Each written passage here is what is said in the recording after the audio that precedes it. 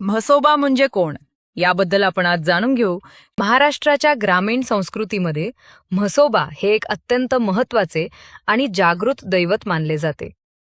त्यांना प्रामुख्याने ग्रामदेवता, क्षेत्रपाळ, रक्षणकर्ता किंवा लोकदेवता म्हणून पूजले जाते. 13व्या शतकापासून म्हसोबाची ठिकठिकाणी स्थापना केल्याचे जाणकार सांगतात. स्वरूप आणि स्थान: म्हसोबाची मूर्ती सहसा एका मोठ्या, उभ्या किंवा गोल दगडाचा तांदळा स्वरूपात असते. याला शेंदूर लावलेला असतो. काही ठिकाणी त्यांना डोळे आणि चांदीचे मुखवटेही लावले जातात. म्हसोबाचे स्थान सहसा गावाच्या वेशीवर, सीमेवर, शेताच्या बांधावर, ओढ्याच्या काठाला, जुने वड, चिंच, पिंपळ यांच्या सावलीत, विहिरीच्या बाजूला, डोंगराच्या कड्याला स्थापना केलेले बघायला मिळतात. त्यांना राखणदार मानले जाते, जो गावाचे आणि पिकांचे संकटांपासून रक्षण करतो. रोगराईचे संकट, वार्षिक यात्राप्रसंगी त्याला नारळ, कोंबडा किंवा बोकडाचा बळी दिला जातो. शिवाचा अवतार: अनेक ठिकाणी म्हसोबांना भगवान शिवाचा अवतार मानले जाते.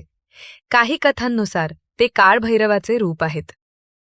महिषासुराशी संबंध: काही लोकसमजुतीनुसार देवीने ज्या महिषासुराचा वध केला त्या महिषासुराचा हा अंश आहे, जो आता रक्षणकर्त्याच्या भूमिकेत आहे. म्हसोबा, वेताळ हे भूतांचे नियंत्रक देव असल्याने त्यांना भूतयोनीत गृहीत धरता येत नाही. म्हसोबा हा भूतांचा अधिपती आहे. त्याचे सामर्थ्य वेताळ इतके असते. शेतकरी आपल्या शेतात काम करताना किंवा पीक काढताना म्हसोबाचे नाव घेतात. म्हसोबा पावला अशी म्हण ग्रामीण भागात प्रसिद्ध आहे. रोगांपासून मुक्ती: गावात महामारी किंवा रोगराई पसरली तर म्हसोबाची पूजा करून संकट दूर करण्याची प्रार्थना केली जाते.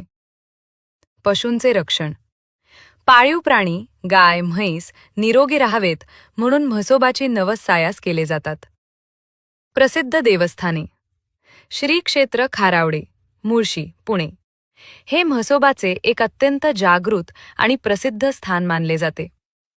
वीर, पुरंदर येथील श्रीनाथ म्हस्कोबा हे संपूर्ण महाराष्ट्रात प्रसिद्ध दैवत आहे. मांजरी, पुणे येथील म्हसोबा मंदिरही प्रसिद्ध आहे.